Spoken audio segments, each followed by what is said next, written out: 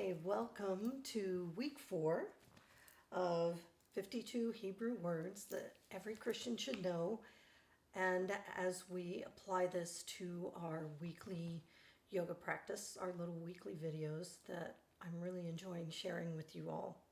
So this week's word, hopefully again this doesn't look backwards, this week's word is shalom. Shalom should be a familiar word to all of you. It's how we end all of my yoga classes. And the meaning of shalom is peace. It's frequently used, actually, as hello and goodbye, but the main meaning, Hebrew meaning of the word is peace. So let me go ahead and share this with you. To some people, the idea of peace is a stress-free day. To others, peace is the serenity of a gorgeous sunrise or sunset. Whatever your definition, peace is something we all want. But do you pursue it? Do you seek peace? Do you chase after it every single day? In ancient Jewish tradition, peace was valued more than truth. The rabbis would argue that if there was a situation in which truth and peace were in conflict with each other, peace should take precedence. Perhaps this is because the Hebrew word for peace is shalom, which means to be wholly unified with God and others. Among the rabbis, it was more important for you to be unified with God and others than it is to be right. My friend Andy Stanley put this idea into modern terms when he says, "You are more important than my view." But how often do we get this the other way around and put our own need to be right ahead of other people? The first believers in God taught that those who follow God should love peace and pursue it, love their neighbors, and attract others to the scriptures. This is the peace Jesus offers: peace with God, peace of God, and peace with each other. This sort of peace attracts people to the truth. So the question is, does my life exhibit a peace like this? How will you and I attract people to God today through the peace that we display? And I like the thought of applying this to our yoga practice, as I remember being taught once that yoga isn't really yoga until you are in a pose and you want to get out of the pose, but you choose to stay in the pose and work through that discomfort. And in my earlier class this morning, I encouraged the students in our practice, pursue peace in the pose. So feeling discomfort is okay. In our life, sometimes we have to work through the discomfort of our circumstances and our situations and look for the peace, to pursue peace. And so today our practice is going to be a little more yin in nature, which just means we're not flowing through practices, we're not moving quickly. As a matter of fact, there's only 2 poses. And for those poses, you're going to need 2 yoga blocks or maybe 2 kind of fluffy pillows or rolled up towels. You might want a blanket. And I don't think you'll need a bolster, but you'll definitely need 2 bigger pillows or, again, a few blankets.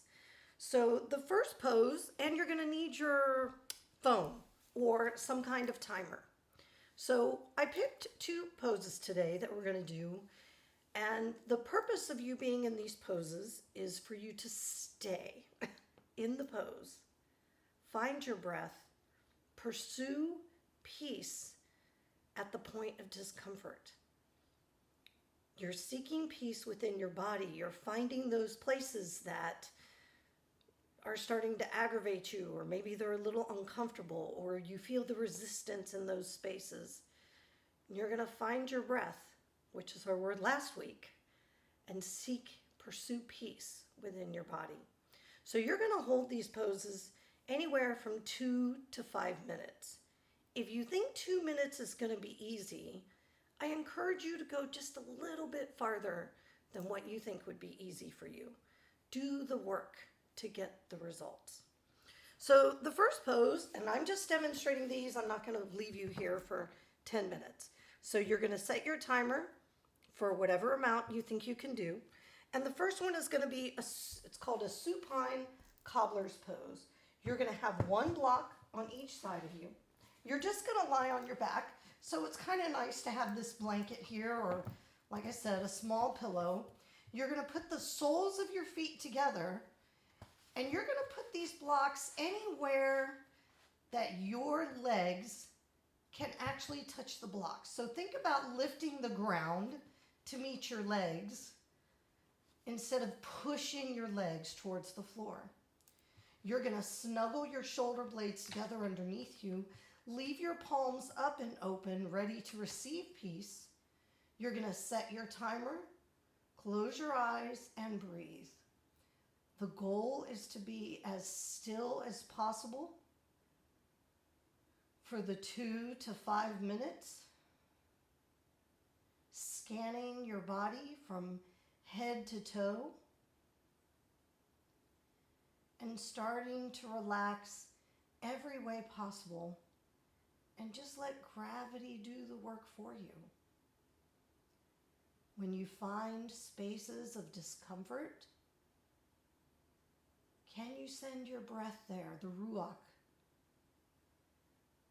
and just give your body, give your spirit, give your mind complete permission to relax, just rest into his arms.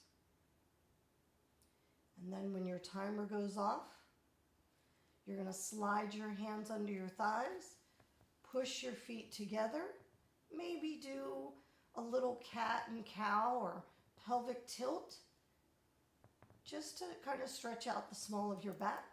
Hug your knees into your chest, kind of wiggle that tailbone away from your head. You're going to bring your feet to the floor, and you're going to get your 2 blocks. Now you have choices here. The next one is going to be a modified bridge pose, and you're going to make this as high as you comfortably can. If you can only do 1 block at this height, it's totally fine. If you can slide this height under your hips, that's fine too. If you think you're able to stack both blocks under your hips, then that's even better if that's available to you. So this is your supported bridge pose. I'll demonstrate with 1 and with 2 blocks. You're going to walk your feet close to your hips. Make sure your shoulders and hips are in alignment. You're going to push those hips up in the air. Maybe you just want to start with 1 block.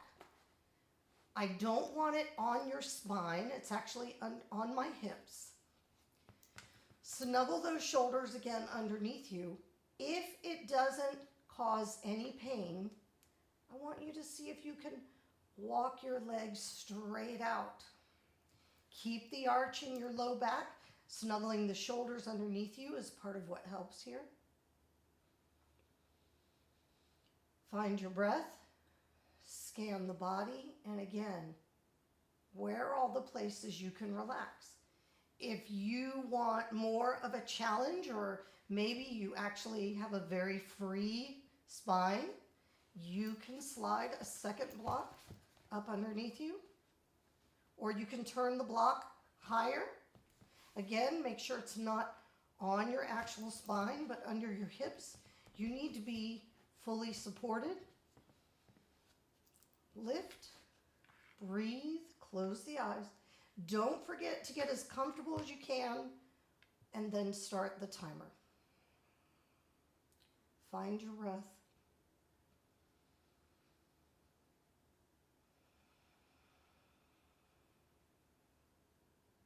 And when your timer goes off, you're going to bend your knees, put your feet on the floor, maybe even your toes. Lift up your hips. Push the blocks out from underneath you and see if you can massage your spine down onto the mat, 1 vertebra at a time. Take a breath or 2 here, and then just drop your knees to the left for a breath or 2. Drop your knees to the right for a breath or two. Hug your knees into your chest if that feels good to you. And then stretch out. Spend a moment or two, or however long you want, in Shavasana, just scanning how you feel.